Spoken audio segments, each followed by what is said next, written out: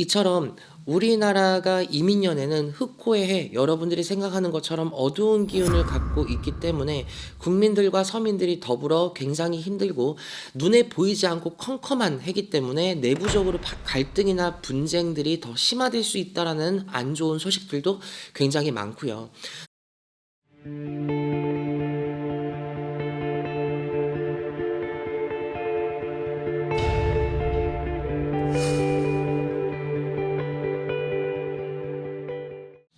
안녕하세요. 구슬용자 윤도령입니다.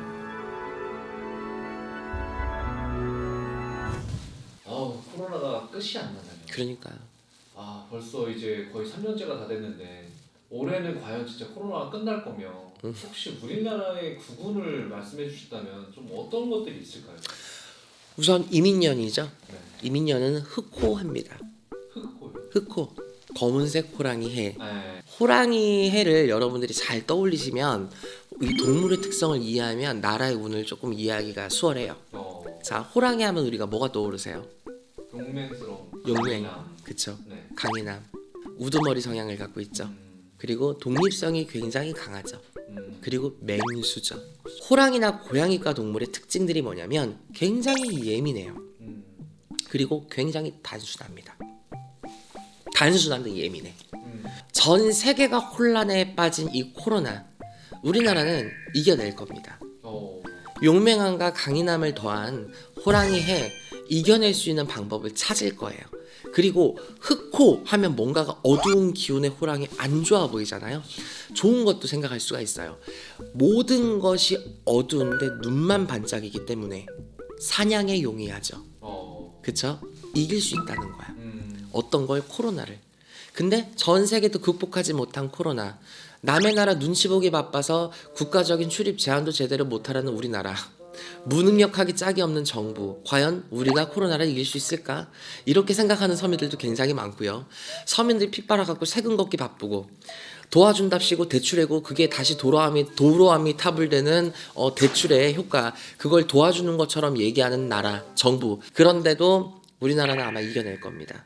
이겨낼 거고, 먹는 치료제 나왔다고도 하죠. 그리고 뭐 이제는 뭐 코로나 격리 그렇게 심하게 안 한다. 뭐 위드 코로나를 시작하면서 거의 우리나라가 망했는데 뭐 이제는 진짜 위드 코로나가 된 것 같아요. 이제 솔직히 누가 옆에 있어도 이 사람이 무증상 코로나인지 뭐 뭔지 솔직히 모를 거예요 이제. 그쵸? 이제는 뭐 일각에서는 다 걸리자, 오히려 그게 낫다 이 말도 있어요. 걸리고 나면 면역력이 올라가니까. 근데 이런저런 말 필요 없고, 윤도령이 보는 나라의 운은 음력으로 약 4월이나 5월, 늦장 부리면 6월, 말 그대로 상반기 끝자락에 가면 코로나의 일각에선 종식이라고도 얘기를 했는데 정상적인 종식이 아니라 현재 우리가 겪고 있는 코로나에 대한 대응 단계 혹은 종식을 목표로 할 수 있는 뭐 약이라든지 개발, 뭐 백신, 신약 혹은 어떤 대응 방침, 이런 것들이 상반기 끝자락에 나오면서 그래도 조금 많이 숨통이 트일 거다. 그리고 이 코로나 바이러스나 이런 이제 변이 바이러스 같은 것들, 이런 것들을 우리가 대응하고 또 잡아낼 수 있는 무언가의 단계가 분명하게 나올 것이다. 이민년에. 그리고 다른 나라와의 어떤 갈등, 이건 뭐 무역이 될 수도 있고요, 전쟁이 될 수도 있고요, 어떤 정치적인 어떤 내부의 갈등일 수도 있어요. 또한 한반도 내의 지진 혹은 백두산이나 다른 내의 어떤 지진, 열도 내의 화산 분출, 이런 것들로 인해서 국민들이 또 한 번 긴장을 할 수 있는 상황이 분명하게 올 수 있다라고.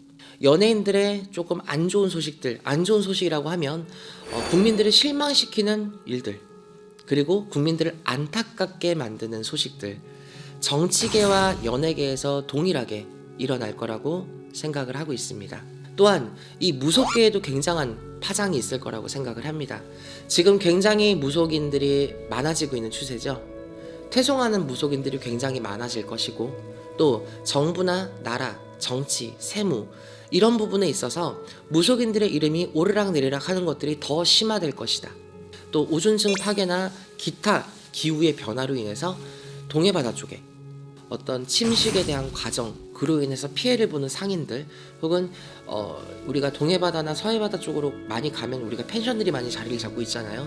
펜션 쪽에 종사하거나 숙박업계에 종사하시는 분들이 굉장히 많은 피해를 입을 수도 있다.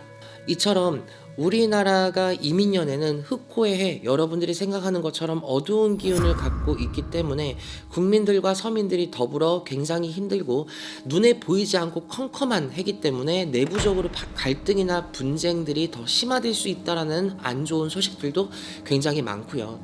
나라의 국운이 이렇게 흐리고 보이지 않는 어두운 기운, 그 와중에도 내 고집은 강한 호랑이기 때문에 우두머리의 성향을 보이는 호랑이 해에는 나라가 경제적으로 발전을 하려고 노력하고 애쓰는 모습은 충분히 보이고 우두머리의 성향, 말 그대로 자존심과 내 곤조 고집을 부리는 건 정치계에서 분명하게 볼 수 있으나 국민과 서민들의 인정을 받거나 존중을 받기에는 굉장히 어렵습니다. 왜? 호랑이 띠들의 특징이 구설과 시비를 몰고 다녀요. 그렇기 때문에 올해 이민년은 호랑이 띠들이 이민년 말 그대로 호랑이 해에는 많이 안 좋을 거라고 합니다. 똑같이 구설을 몰고 다닐 거고 영역에 민감한 호랑이끼리 만났기 때문에 부딪힘이 굉장히 많을 거라고 해서 올해는 호랑이 띠들이 굉장히 안 좋을 거라고도 했어요. 그래서 올해 여러분들 이민년 자체에는 국운 자체가 많이 흐리고 많이 어둡기 때문에 여러분들이 조금 용기와 희망을 더불어서 더 가지셔야 될 것 같고요. 안 좋은 것도 있었지만 아까 몸이 꺼먹고 눈만 반짝이기 때문에 사냥에 용이하다라고도 했잖아요. 그런 것처럼 어떤 기회나 어떤 계기 이런 것들을 새로 할 수 있을 무언가도 분명하게 있을 거예요. 그렇기 때문에 전반적으로 모든 게 다 안 좋을 것이다라고만 생각하지 말고 여러분들도 국민과 서민의 입장으로서 나라에 돌아가는 경제 상황이나 정치 상황을 조금 더 관심 기울여서 보시고 나라가 돌아가는 상황을 좀 보신 다음에 여러분들의 개인 운에 비교하셔서 무언가를 준비하고 계획하셨으면 조금 더 도움이 되실 것 같습니다. 감사합니다.